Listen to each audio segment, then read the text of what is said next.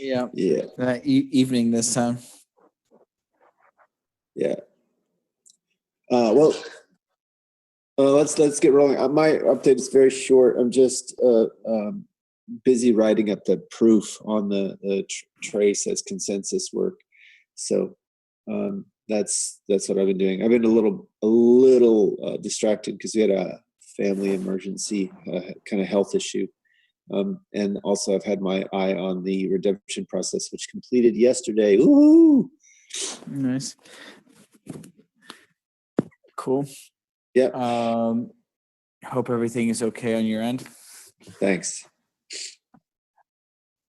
So how many amps did you end up redeeming? Or is this not the... Let's not talk... Maybe this is not the right medium.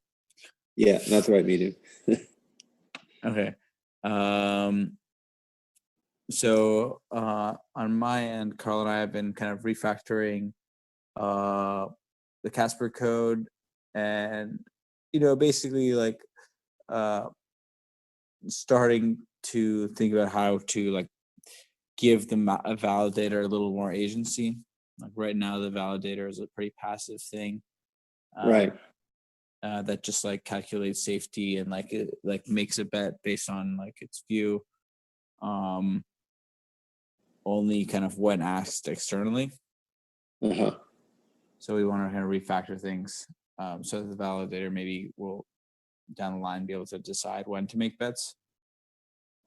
Another thing is I've been kind of working on a little bit is changing from actually encoding the bets and justifications to having hashes and like, resolving, making sure that you have the dependencies before you like let it into your view. Uh-huh. So, relatively boring stuff. On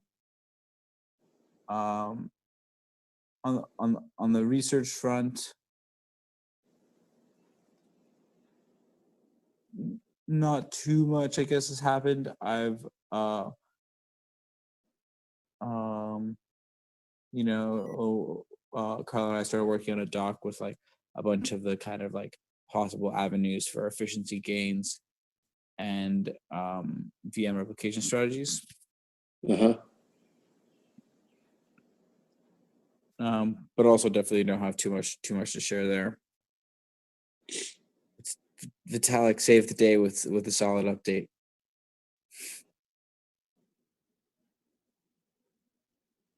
Maybe he's not here. This looks like he's here, but he's muted. Did he say anything earlier?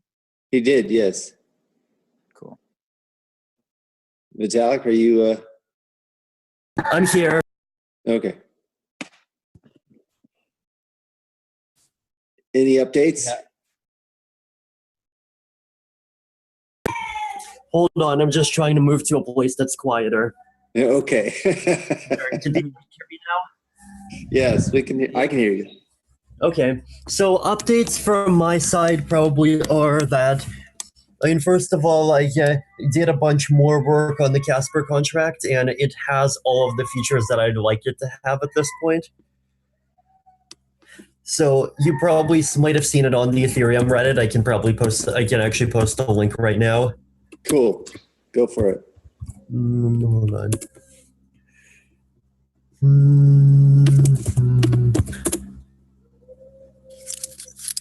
Casper.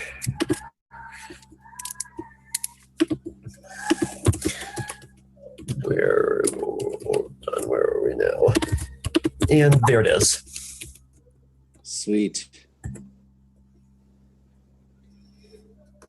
Actually, hold on. I can probably briefly share the screen here.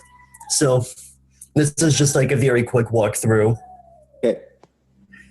So at the top, I define what all of the data structures are. So I have like data structures for information about validators, for kind of consensus messages,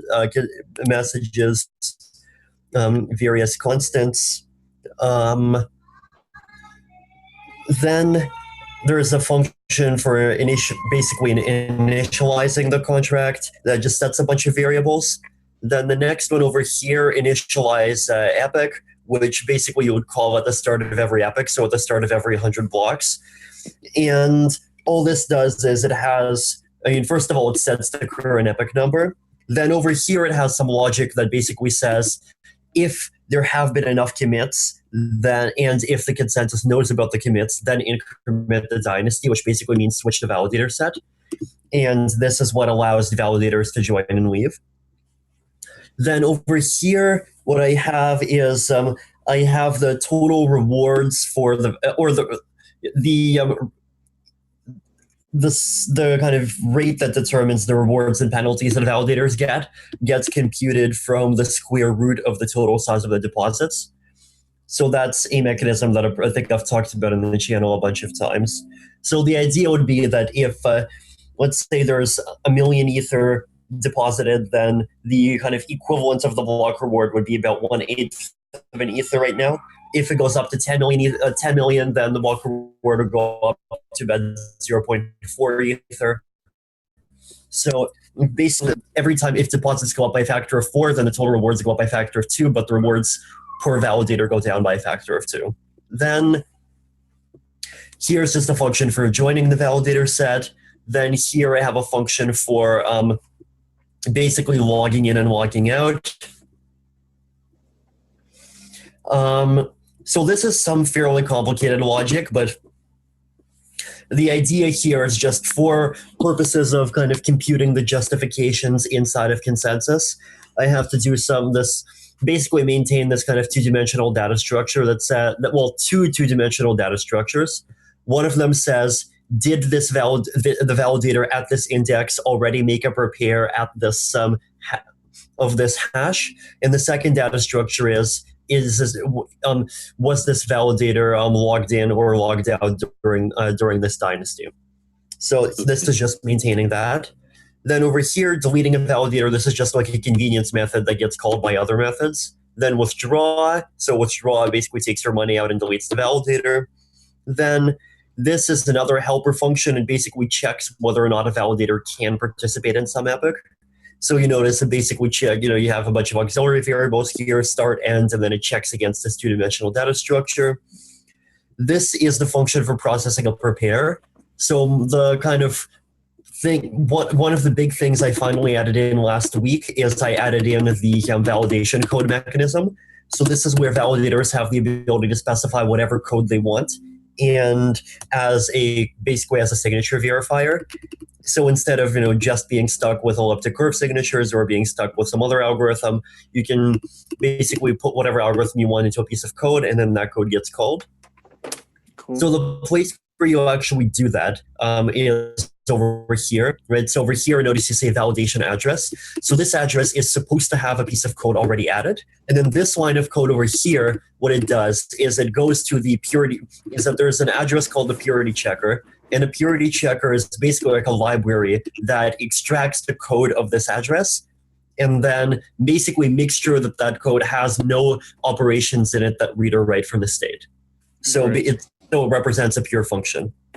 So the reason why validation code has to be a pure function is because it's like really important for accountability, because like you want a signature that's valid for the purposes of being of getting you money to also be valid for the purposes of taking away all your money if you do something wrong. Yeah, then, it's better for like client friendliness also. Yes, and like client friendliness, exactly. Then prepare. So then in preparing, you go through, basically do a bunch of math, figure out whether or not the validator is in the current dynasty or in the previous dynasty. Then you give them money. Then you would increase the number of repairs that you store in the state. Then if there's enough repairs, you would say that the hash is justified.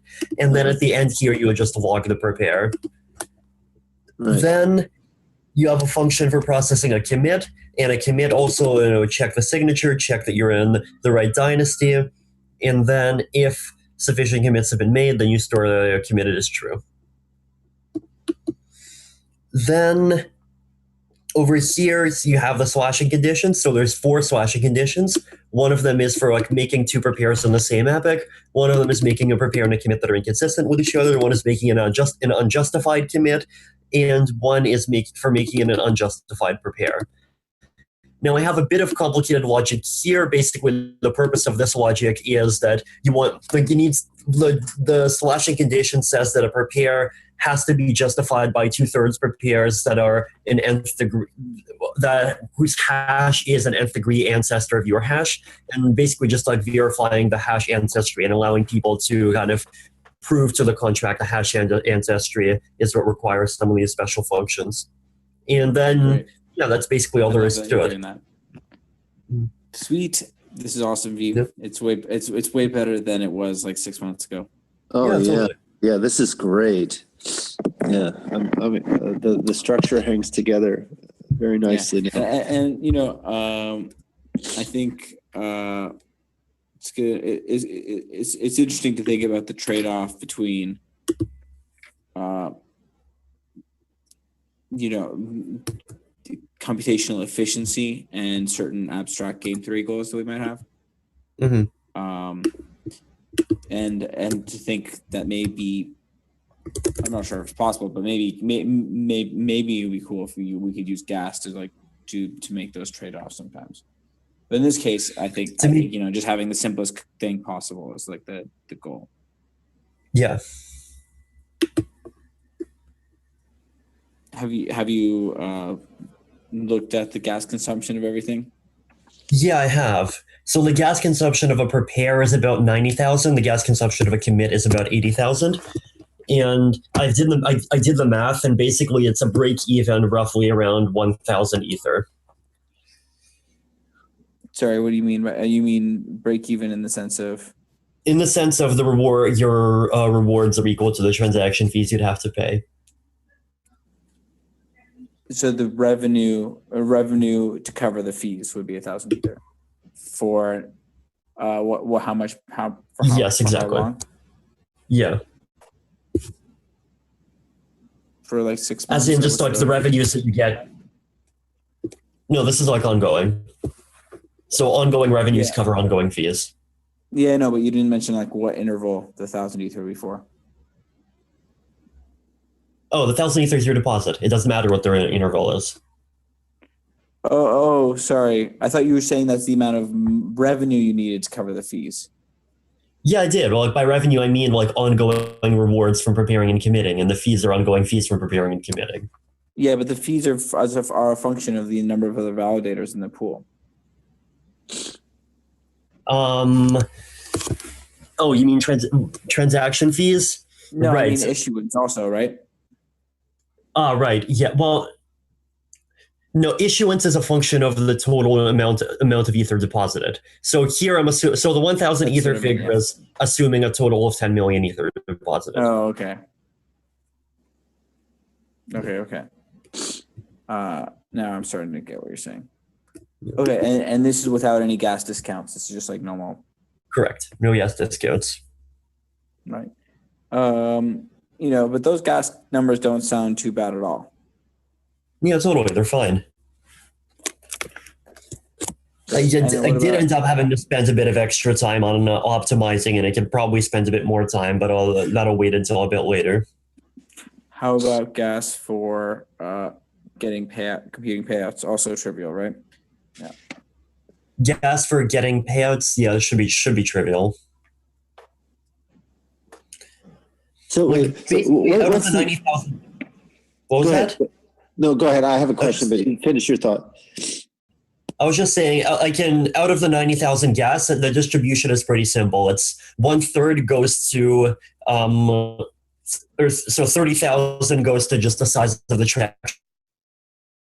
Mm-hmm. Then 20,000 goes to filling storage slots, and then 35,000 goes to computation. Cool. So it's like basically a 1/3, 1/3, 1/3 split between the three. Yeah. So what's the issuance model here? Let me make sure I've understood.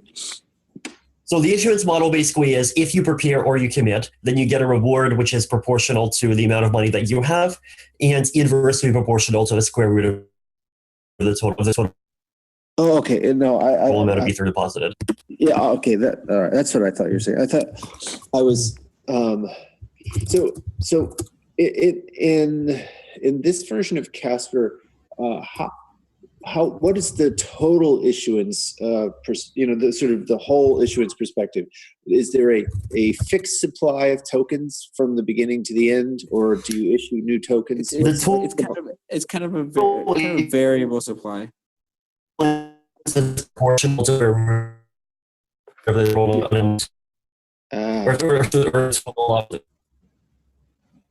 You're really garbled, Fatalik. What was that? You're really garbled. I couldn't hear any of that. Yeah, I couldn't hear that. Okay. Is this less garbled? Yes. Okay, so the total issuance is proportional to the square root of the total amount of ether deposited.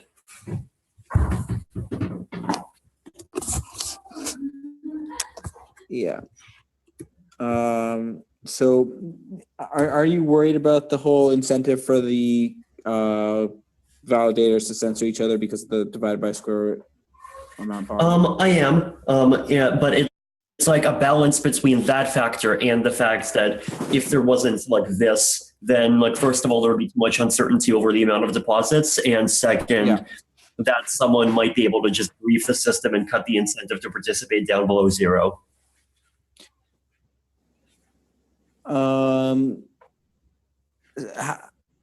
Okay, I see. Yeah, so I think I totally see that also, but for some reason I'm considerably less concerned about that. But I totally see that that's an issue.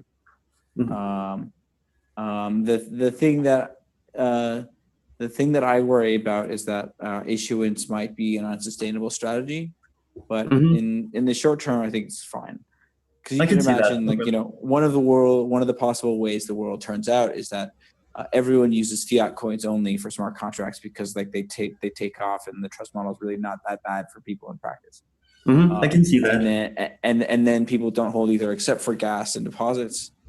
Then it's like harder to say why issuance would be sustainable.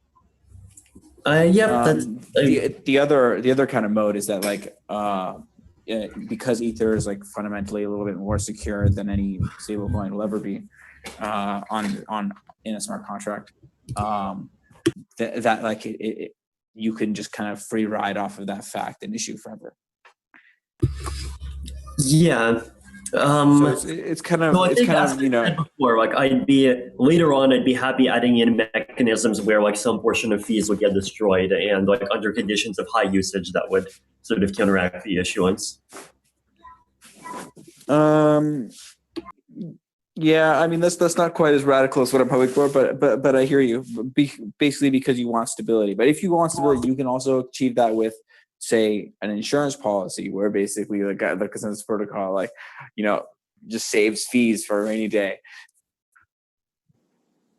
I'd probably argue that you might even be able to prove an economic equivalence between some parameterization of one and some parameterization of the other.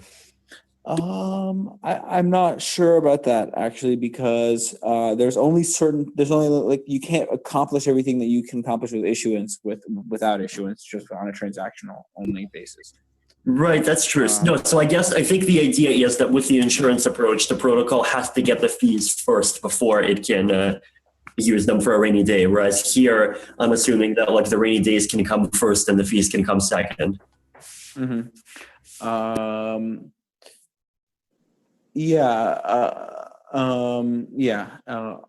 I thought you were saying there was like in general some kind of isomorphism between mechanisms that use issuance and mechanisms that are just purely transactional. Yeah, I'm not saying that. Okay, yeah. I think that there are like different spaces, and I'm still like working on trying to like figure out, like what are the limits of transactional kind of models. So are you considering transactional only as opposed to issuance based? Me, yeah, I love transactional only model because like it has like a really like good story for why the cost will be minimized or will be much lower than in an issuance based model, or cost is basically defined as like issuance plus transaction fees.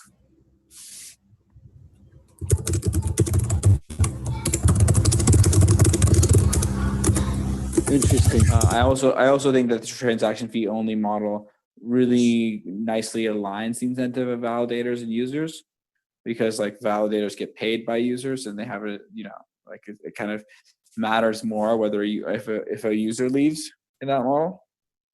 So in that model, you have a fixed total supply. Is that correct? Yeah, that's right. And basically, yeah, like to Vitalik's point, you'd have a more volatile amount of deposits because fees would vary over time, and so you maybe one period there'll be much less deposits, and that will be like a vulnerable time. Whereas if you do issuance, you can kind of guarantee a certain rate of return.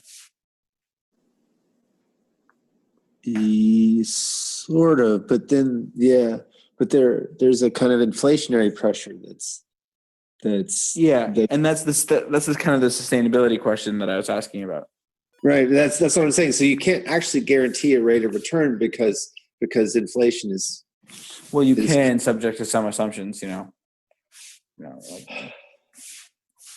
Interesting.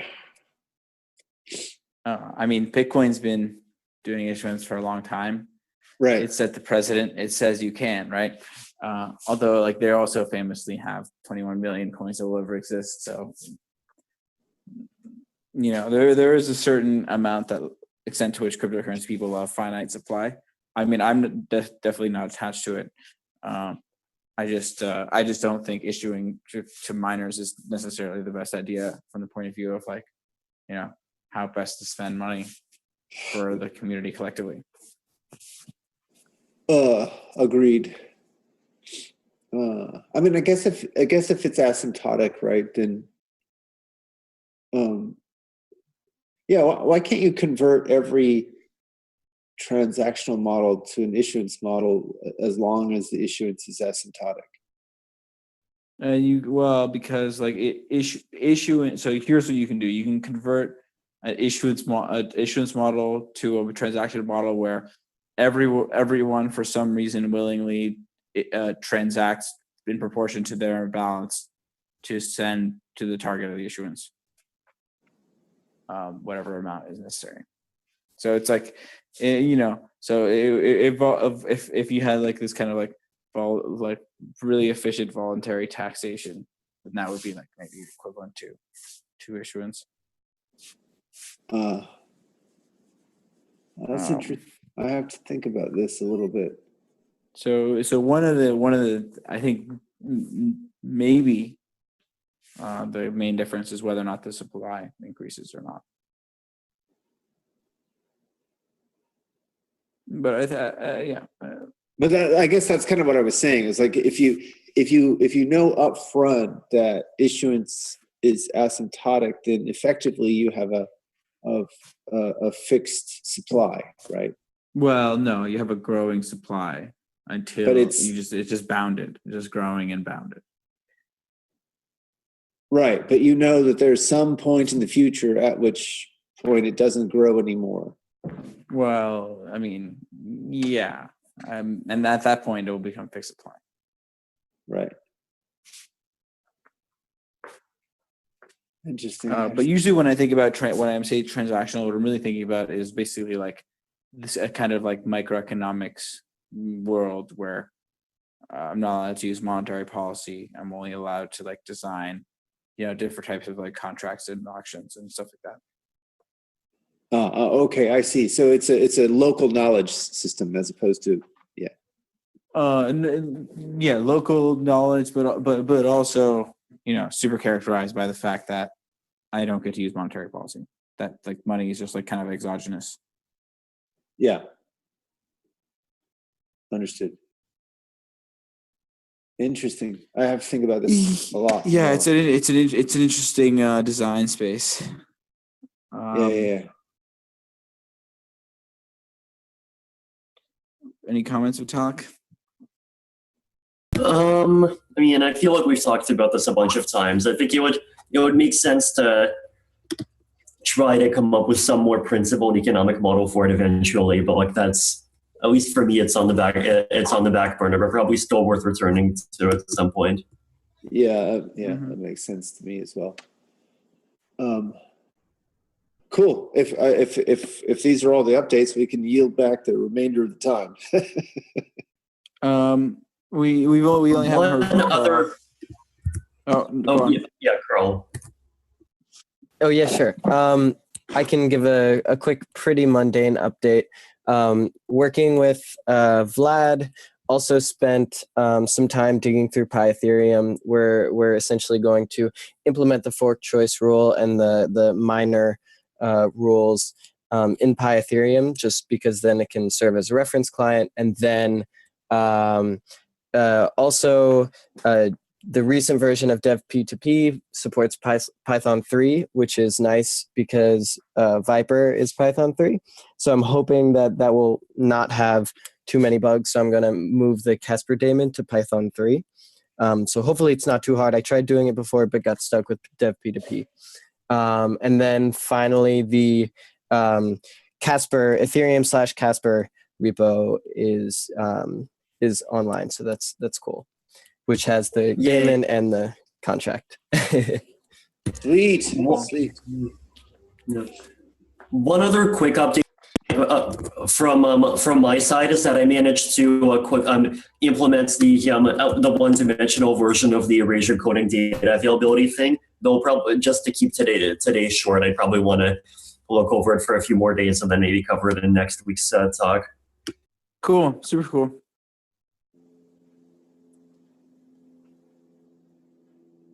Awesome. Cool. Great save. Yeah, good save, actually. Okay, well, you guys have a good week. Catch you next Monday, if not before. Yep. Cheers. Cool. Cheers. Yeah.